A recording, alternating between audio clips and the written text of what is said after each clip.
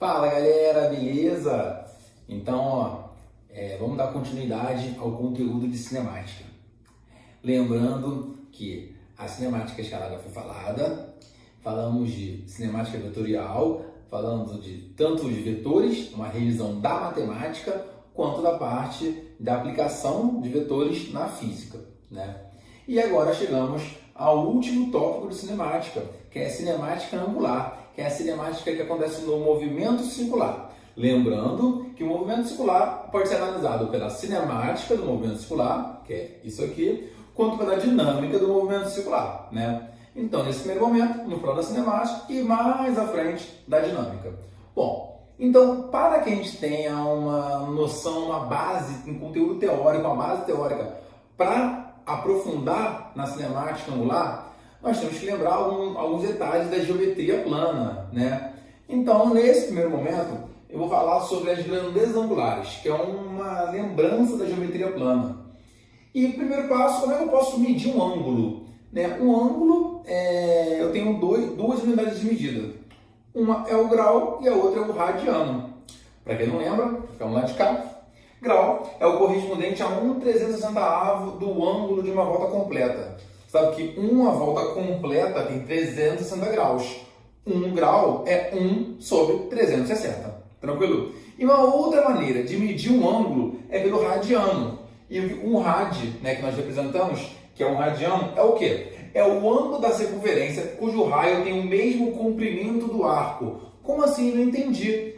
A medida do raio é exatamente igual à medida do arco aqui, né? Então, fica aproximadamente, se aqui fosse retinho, se não fosse um arco, seria como se fosse um triângulo equilátero. O triângulo equilátero tem um ângulo interno de 60 graus, mas não é um triângulo equilátero. Então, assim, tem esse lado igual a esse e a medida igual a essa. E aí, quando essa condição é satisfeita, quando R, que é o raio, é igual a L, nós temos um ângulo que esse ângulo é o radiano. Então, essa é a referência. E qual é a medida do radiano? É um ângulo a comparação dele é 57,3 graus. Então, uma medida de comparação de radiano para grau é que um radiano é igual a 57,3 graus. Beleza? Então, lembrando isso da matemática e lembrando uma outra relação da matemática, que como é que eu posso calcular a medida desse arco? A medida desse arco eu posso calcular pegando o ângulo, que eu chamei de θ, multiplicando pelo raio. Então, a medida disso é o ângulo vezes o raio. Então, por exemplo, se eu pegar π radiano, a galera lembra que, poxa, é igual a 180 graus. Mas o que é π? Π é igual àquele número irracional, 3,14, 15, blá blá blá. E rad é igual a 57,3 graus. Se eu pegar 3,14 e multiplicar por 57,3, vai dar um número que é 179,8 graus. Então é uma aproximação, tá bom? Uma aproximação. Então, π radiano, nós aproximamos para 180 graus, e 180 graus equivale a meia volta, tá? Mesma coisa, 2π radiano, eu não coloquei aqui, né? Mas 2π, agora tá, 2π radiano é igual a, se eu fizer a conta, 2 vezes 3,14 vezes 57,3, tu vai achar 359,9, que é aproximadamente 360 graus, que é igual a uma volta completa. Bom, então vamos agora definir o que é espaço, velocidade e aceleração para poder entender a relação dessa geometria com a física. Bom, o primeiro passo é o espaço angular ou fase, né? É o próprio ângulo, né? Então, se eu tenho aqui, é sempre um movimento circular. Se eu tenho um movimento onde o objeto sai desse ponto e vem para esse ponto, ele vai percorrer escalarmente um espaço aqui, que é a quantidade de metros que ele vai andar. Porém, o seu ângulo ele vai variar. Vai variar como? Dessa maneira. Então, aqui, primeiro passo, é uma relação entre a geometria plana, né? Que eu tenho o espaço, o arco, o ângulo e o raio. E você lembra, né, que ela é outro quadro, que como é que eu calculo o arco? O arco é o ângulo vezes o raio. Então, a primeira relação que nós temos é que meu espaço linear, que é de fato a quantidade de metros que a pessoa vai andar, caso venha daqui para cá, é igual ao quê? o espaço angular vezes o raio.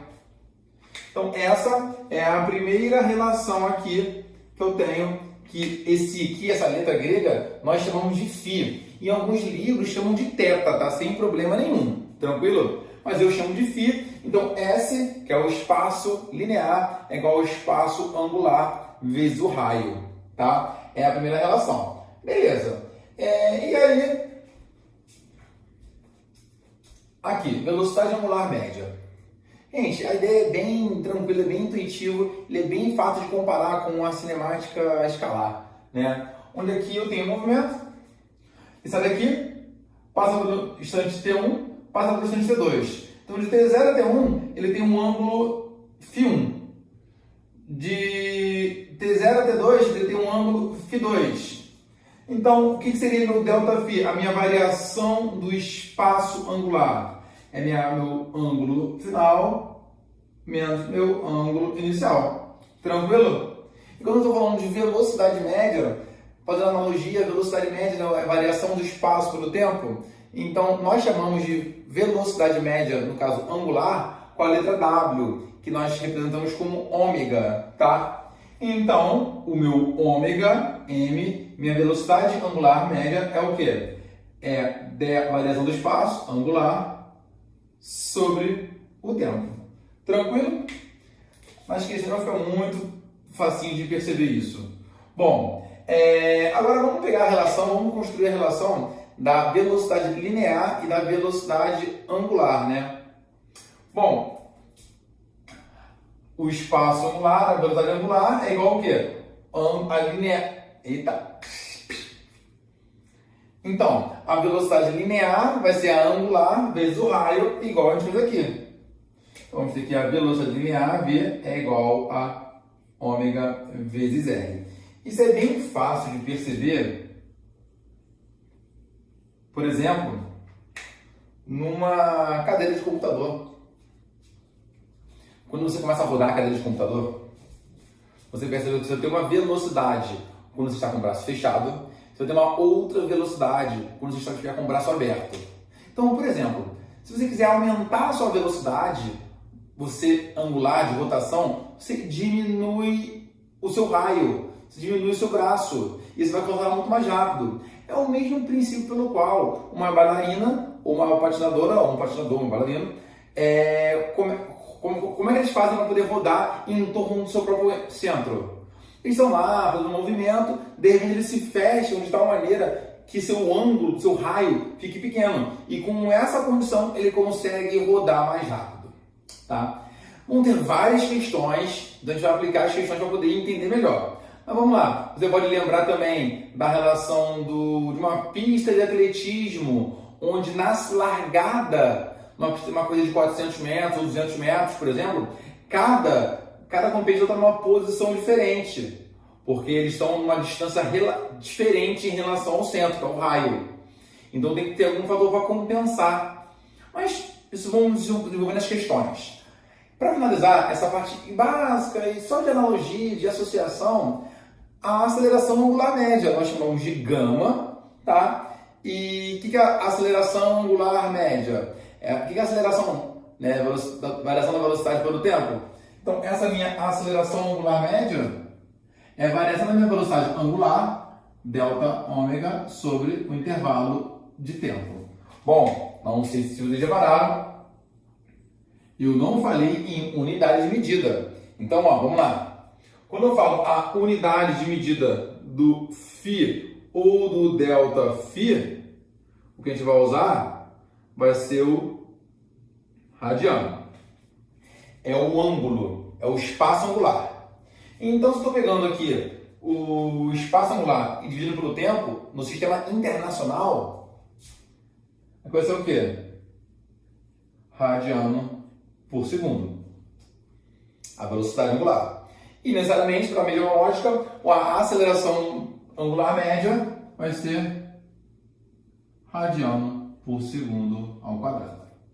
Então, para poder terminar esse quadro, para poder dar continuidade, uma relação entre o espaço, velocidade e aceleração é que o espaço é igual a φr, a velocidade V igual a ômega R e a aceleração igual a gama R. Bom, galera, vamos lá, ó. Então agora vamos entrar na parte do movimento, né? E vamos começar pelo movimento circular uniforme. Isso a gente já falou na aula final de aceleração instantânea, né?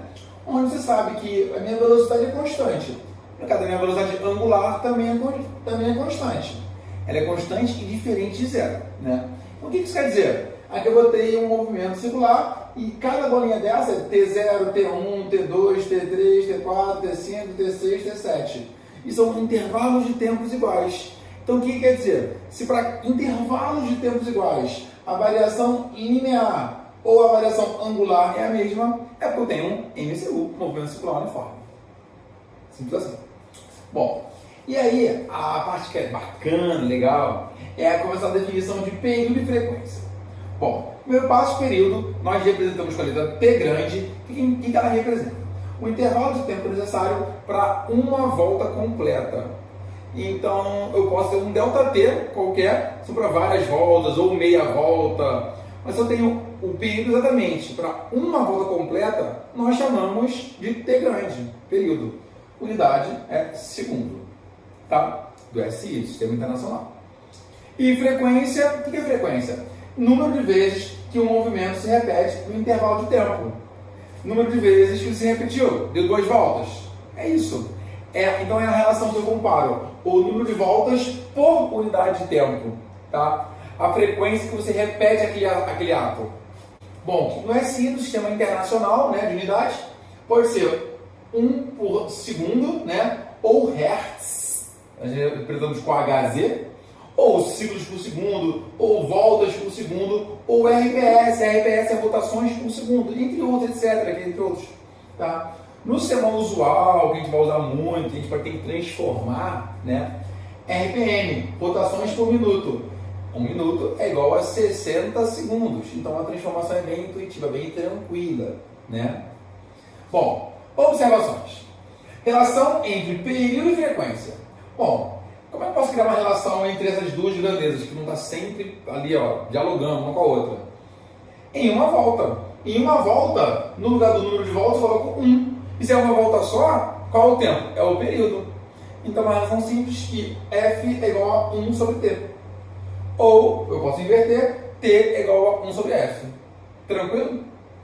E aí, função horária do espaço angular. Não sei se você lembra que a relação entre a grandeza linear e angular é S igual a FR.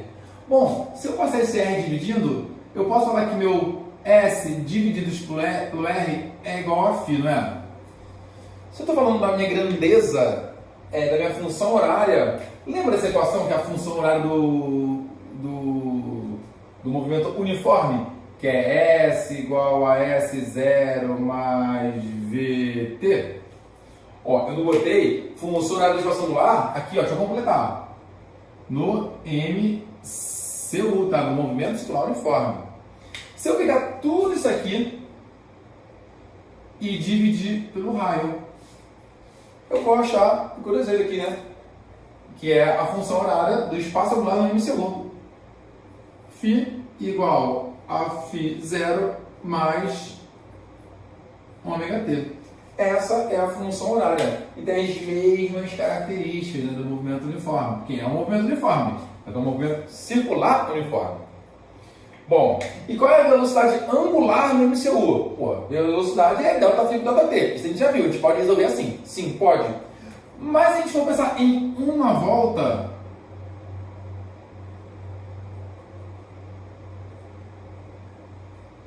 uma volta em radiano é igual ao quê? 2π radiano. Em uma volta, qual é o período? T grande. Então, nós vamos falar que ômega é igual a 2π sobre o período. Então, essa é a fórmula para relacionar, para usar no MCU. E se eu posso ir mais longe ainda. Se eu pegar esse T aqui e substituir ali, ômega é igual a 2π vezes F. Então, no MCU, eu posso direto usar uma dessas duas equações para achar qual é a minha velocidade. Vamos lá, então, ó, aqui é um detalhezinho antes da transmissão do movimento, a aceleração do MCU, que a gente já falou, é um movimento circular que é uniforme, porém tem aceleração, que é a aceleração que é responsável por mudar a direção, por variar a direção. O nome dessa aceleração é a aceleração centrípeta. Nós já falamos, já até provamos essa equaçãozinha aí. E aí, só que você tem que lembrar que V é igual a ômega vezes R, que é a relação entre a velocidade linear e a angular. Então, eu posso pegar isso aqui e substituir aqui. Vamos ver que a minha aceleração centrípeta vai ser ômega vezes R ao quadrado sobre R, né? Para quem tem dificuldade de matemática, poder nem passo a passo. É ômega 2 vezes R2 sobre R. Posso simplificar aqui esse R com esse R. Então, a outra maneira de representar a minha aceleração centrípeta é ômega ao quadrado vezes R. Essa é uma outra maneira de representar caso os dados sejam diretos aqui. Tranquilo? Agora, vamos falar da transmissão, que é o assunto que é o que cai na tua vida, né? Quando eu falo de transmissão de movimento, eu vou lembrar muito de coisas que são no nosso dia a dia, como uma bicicleta. Uma bicicleta tem os dois tipos de transmissão, esse e esse aqui. Eu vou falar com calma. Um motor de carro, onde vai passar marcha para rodar a roda, uma engrenagem de um motor, qualquer sistema que eu tenho que rodar uma coisa e naturalmente esse movimento de um objeto roda um outro objeto, né? Bom, aqui eu tenho dois tipos de transmissão de movimento. Um é quando eu tenho a mesma velocidade linear. Se eu tenho a mesma velocidade linear, eu posso aplicar ele, por exemplo, em correntes e engrenagens. Por exemplo, eu tenho uma corrente de bicicleta, aquela que liga o pneu de trás com onde você bota o pé, a coroa e a catraca, no caso, né? E aí, como uma corrente que não estica, não comprime, ela é inextensível, né? Desprovida de extensão, ela não vai se esticar. Então, ela vai ter a mesma velocidade naquele momento. Supondo que é um movimento circular uniforme, então a minha velocidade, por exemplo, nesse ponto aqui, é igual à velocidade nesse ponto aqui. Então, se eu tenho a mesma velocidade, está dentro do campo de mesma velocidade linear, nós podemos igualar as velocidades. Mas tanto aqui quanto numa engrenagem. Uma engrenagem tem aqueles dentes, né? Só que ao invés de ter a velocidade, vai ser um dente encaixando no outro, né? E aí o raio ele vai ser proporcional, diretamente proporcional com o número de dentes, tá? Mas vamos por partes. Como eu tenho a mesma velocidade, eu posso falar que a minha velocidade 1 é igual a velocidade 2. V é igual a ômega R, tá vendo essa formulinha aqui? Então eu posso aplicar aqui. Só que no lugar do V1 eu boto ômega 1 vezes R1. Isso é igual a ômega 2 vezes R2. E vários problemas que eu já posso resolver partindo disso aqui e escrevendo isso aqui com os dados, tá? Então aqui já é uma solução uma solução de comparação. Porém, tem aquela outra velocidade do MCU que a gente terminou um quadro nessa posição aqui, que eu tinha uma fórmula que era 2π vezes F. Então, no lugar desse ômega, eu posso substituir aqui 2π vezes F1, no lugar desse outro ômega, 2π vezes F2. Então, isso vezes R1 é igual a isso vezes R2. Eu tenho 2π num lado e 2π no outro, eu posso simplificar. E vai sobrar uma outra relação bem interessante, que F1 vezes R1 é igual a F2 vezes R2. Então, aqui é uma relação que compara os raios e a frequência, né? E é até fácil fazer, porque a frequência é o número de voltas por tempo, né? Então, quanto maior o número de voltas, menor o raio. Como é que vai ser isso? Por exemplo, se você quiser que dar uma volta completa, você quiser que vai dar mais que uma volta completa, né? Porque a corrente não estica nem comprime, né? E o interessante é só poder relacionar. Se eu quiser fazer, por exemplo, daqui, ó, das engrenagens, eu posso usar os mesmos dados, ou eu posso até, por exemplo, pensando nessa aqui, ou nessa, tanto faz, ó, por partes. Primeiro essa aqui, substituir o raio pelo número de dentes. Então eu poderia falar aqui, ômega 1 vezes número de dentes da primeira engrenagem é igual a ômega 2 vezes número de dentes na segunda engrenagem. Posso fazer assim. Ou, fazendo essa comparação aqui, a frequência da primeira engrenagem vezes o número de dentes é igual à frequência da segunda engrenagem vezes o número de dentes na segunda engrenagem. Tranquilo? E aí você consegue desenrolar os problemas. Bom, quando eu tenho a mesma velocidade angular, quando são no mesmo eixo de rotação, quando a pequenininha roda, a grande roda junto. Então aqui nós vamos falar que o meu ômega na primeira é igual ao meu ômega na segunda. Você lembra das equações? A relação entre a velocidade linear e a velocidade escalar, ela é usada o tempo todo. Como assim? Essa aqui, ó, V igual a ômega R. Então, poxa, se V é igual a ômega R, V é igual a ômega vezes R, ômega é igual a V sobre R. Eu posso substituir a E como? Aqui, ó. V1 sobre R1 igual a V2 sobre R2. E aqui desenrolar uma questão, né? Então,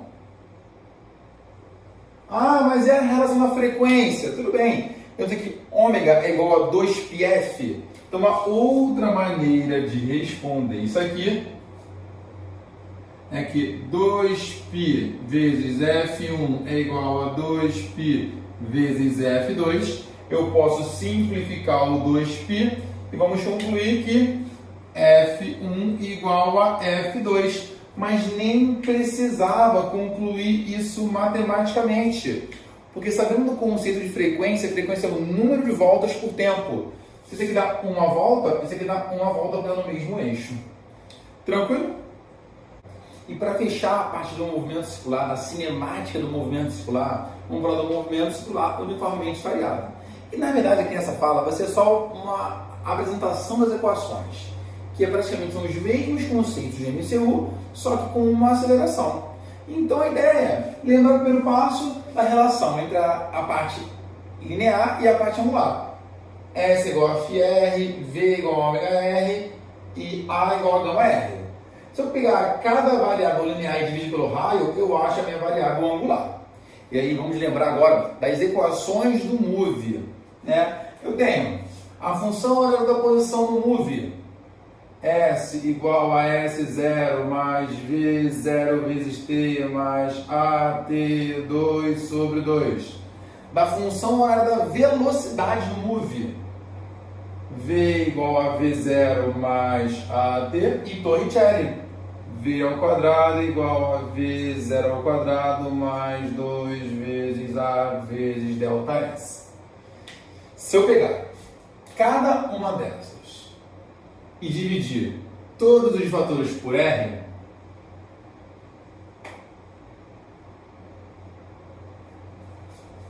vamos chegar nas equações do MCUV. E as equações do MCUV são exatamente φ igual φ0 mais ômega 0 vezes t mais gama vezes t ao quadrado sobre 2 para a função horária da posição no MCUV. Ômega é igual a ômega 0 mais gama t para a equação horária da velocidade angular no MCUV. E Torricelli, que é ômega ao quadrado igual a ômega 0 ao quadrado mais 2 vezes gama vezes delta φ. Tranquilo? Então, a partir dessas equações, agora é trabalhar fazendo as questões. Então, vamos nessa, galera. É isso.